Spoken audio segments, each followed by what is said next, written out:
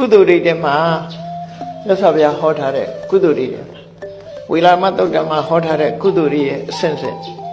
အကောင်းဆုံးကုသိုလ်လုပ်ကြမယ်ဆိုရင်ဘယ်ကုသိုလ်လုပ်ရမလဲလောကမှာဝိကျေတနာကုန်ကြတဲ့ကုသိုလ်ဟာအကောင်းဆုံးလားဘယ်ကုသိုလ်ဟာအကောင်းဆုံးလဲဒီအယောင်းဝယ်လုပ်တဲ့ပုဂ္ဂိုလ်တွေဟာချစ်တယ်လိုင်းခင်းတဲ့ကြောက်ရောင်းတဲ့လူနဲ့ပရမညာကြောက်တို့ကြောက်စိမ့်တို့ရောင်းတဲ့လူနဲ့တူတယ်လမ်းခင်းတဲ့ကြောက်ရောင်းတဲ့ပုဂ္ဂိုလ်ကကားကြီးတွေနဲ့တိုက်ပြီးကြောက်ပုံကြီးကြီးကြီးဟိမ့်နေအောင်ပုံထားပြီးတော့ရောင်းတာဟာလောက်မှမရအကြီးကောင်းတဲ့ပရမညာကြောက်ကလေးတစ်လုံးဟာ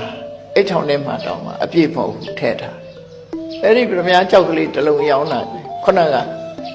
ကားအစီး20 200 300တိုက်ရတဲ့ကြောက်ပုံကြီးနဲ့ဆာလိုက်ရင်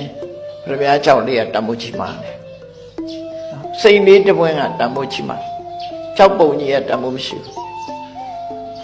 ကုသိုလ်မှလည်းပဲအဲ့ဒီလိုသဘောထားနော်ဘယ်ကုသိုလ်ကအသေးစားဘယ်ကုသိုလ်ကအချီစားရလိုက်တဲ့အခါမှာအကျိုးအမြတ်ဆိုကြကြချာနာမှုရှိတယ်အဲ့ဒါကိုမြတ်စွာဘုရားဝေလာမသုတ်တံမှာဟောတာရှိတယ်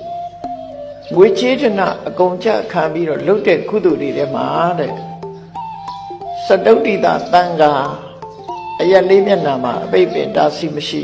ကြွလာနိုင်တဲ့သံဃာတွေကိုရည်ညွှန်းပြီးတော့တန်ခိကကြောင့်အဆောက်အဦတစ်ခုဆောက်လှူတယ်ငွေကြေးတနာအကုန်ကြခံပြီးတော့ဆောက်လှူတဲ့အကြောင်းအလှူဟာငွေကြေးတနာကုန်တဲ့အထဲမှာတော့အကောင်းဆုံးကုသိုလ်လို့ပြောတယ်နော်ဆွမ်းလှူတဲ့ကုသိုလ်ရှိတယ်သင်္ကန်းလှူတဲ့ကုသိုလ်ရှိတယ်ဆေးလှူတဲ့ကုသိုလ်ရှိတယ်တန်ဃာတွေကိုရည်ညွှန်းပြီးတော့ဆောက်လုပ်တဲ့အကြောင်းအလှူရှိတယ်အဲ့ထက်ပဲဆွမ်းသင်္ကန်းကြောင်းလို့ဆိုတဲ့ကုသိုလ်တွေထဲမှာကြောင်းလှူတဲ့ကုသိုလ်ဟာအကောင်းဆုံးဘာကြောင့်အကောင်းဆုံးလို့ပြောရတယ်လဲတတိယတိုင်းကုသိုလ်တွေတိုးနိုင်တယ်ထာဝရကုသိုလ်မျိုးဖြစ်လို့ကောင်းတယ်လို့ပြောတယ်ဆွမ်းဆိုတာထမင်းအသက်9ရက်ပဲဒါတော့မှမနေ့ကပ်ပြီးရင်နေတဲ့စားနောက်တည့်ရက်မရှိတော့သင်္ကန်းဆိုတာ3-4လပဲဆေးဆိုတာယောဂဝေဒနာရှိမှလိုအပ်တာအဲ့တော့ကြံတဲ့ဆွမ်းသင်္ကန်းဆေးတို့ဟာတခဏလေးပဲထာဝရလိုအပ်ချက်လည်းမဟုတ်ဘူးကျောင်းဆိုတာကြတော့အနှစ်50အနှစ်100ဟောလို့ဆောက်ဦးကြီးထဲမှာအခုပဲကြည့်ဒီသိမ့်ဓမ္မယုံကြီးထဲမှာအေးချမ်းချမ်းတရားနာနိုင်ခွင့်ရှိတာဘယ်သူကနေပြီးတော့ဆောက်ရှောက်ကားွယ်ပေးထားတော့ဆိုဒီဆောက်ဦးကြီးကကိုယ်အကျိုးပြုတာအပြစ်မဲ့မှာဆိုရင်အေးမယ်တို့မို့နေပူမယ်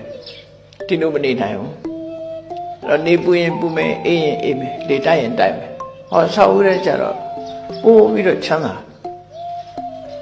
လေလုံးမိုးလုံးအနေထားတခုဒါဘယ်သူကအကျိုးပြုဒီเจ้าကအကျိုးပြုဆောက်ဦးကအကျိုးပြုနေတာလူတွေကို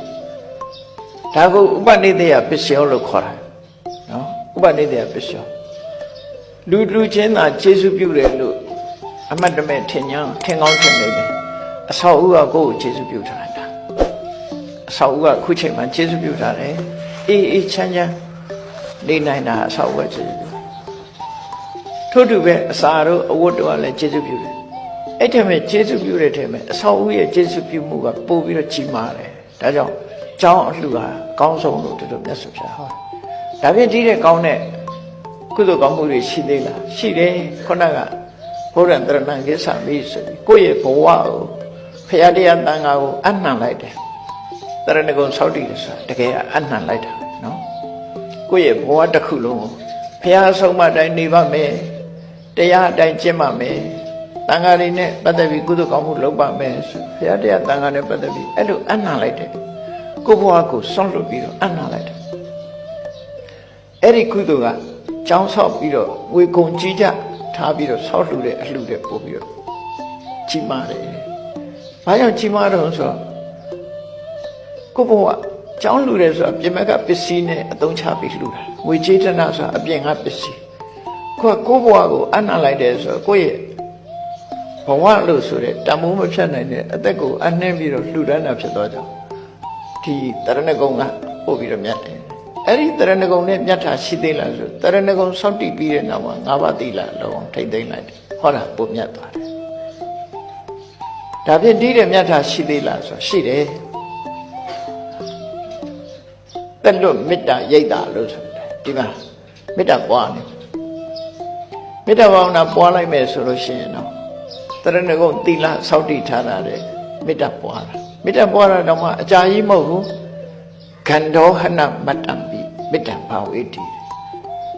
နန္ဒတရှုလို့သူတို့ဆိုတယ်ဒီစကားလုံးကိုခန္ဓောဟနဆိုတာနန္ဒတရှုလက်ချောင်းလေးနှစ်ချောင်းနဲ့တဏ္ဍခါတို့ဘာတို့စန္ဒကူတို့သွေးထားပြီးတော့လက်ချောင်းလေးနှစ်ချောင်းနဲ့ယူပြီးတော့နှာခေါင်းဝါကိုတိတ်လိုက်တဲ့အချိန်ပိုင်းလေးဟာဘယ်တော့မှမရှိဘူးအဲ့ဒါကိုနန္ဒတရှုလို့ပြောတာနော်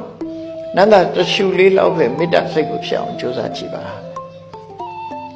အဲ့ဒီမေတ္တာပွားမှုဟာခုနကတရဏဂုံသီလចောင်းဆောက်တာလေးတဲ့ပို့ပြီးတော့တန်ဖိုးကြည့်ပါတယ်ဘာကြောင့်လို့ဆိုရင်မေတ္တာဘာဝနာပွားပြီးတော့ဇာရသွားမယ်ဆိုရင်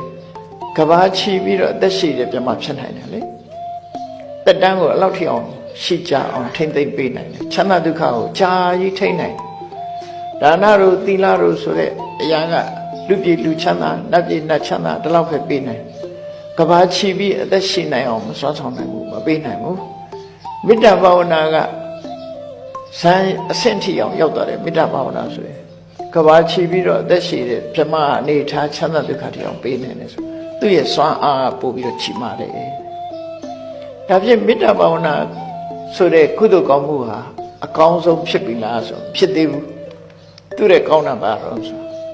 ဣစရသင်္ကတမတ္တံပိအနိစ္စတင်ညာဘာဝေတိလက်ဖြစ်တတိအချိန်လေးပဲဖြစ်စေကိုယ်ခန္ဓာကိုစူးစိုက်ပြီးတော့အော်ဘေးရမှမမြဲပါလားဆိုတဲ့ဝိပဿနာတရားကိုချုပ်စားအထောက်မမြဲဘူးဆိုတာကိုဆင်ញင်သုံးသပ်နိုင်ခြင်းဟာဝိပဿနာဉာဏ်ကိုဖြစ်အောင်လုပ်တာအဲ့ဒီဝိပဿနာဉာဏ်ကြတော့လုပ်လို့ရတဲ့ကုသိုလ်တွေမှာအကောင်းဆုံးကုသိုလ်လို့ခေါ်တယ်ထိတဲ့ကောင်းတဲ့ကုသိုလ်မရှိတော့ဘူးလုပ်လို့ရတဲ့ကုသိုလ်တွေမှာထိတဲ့ကောင်းတဲ့ကုသိုလ်မရှိတော့ဘူး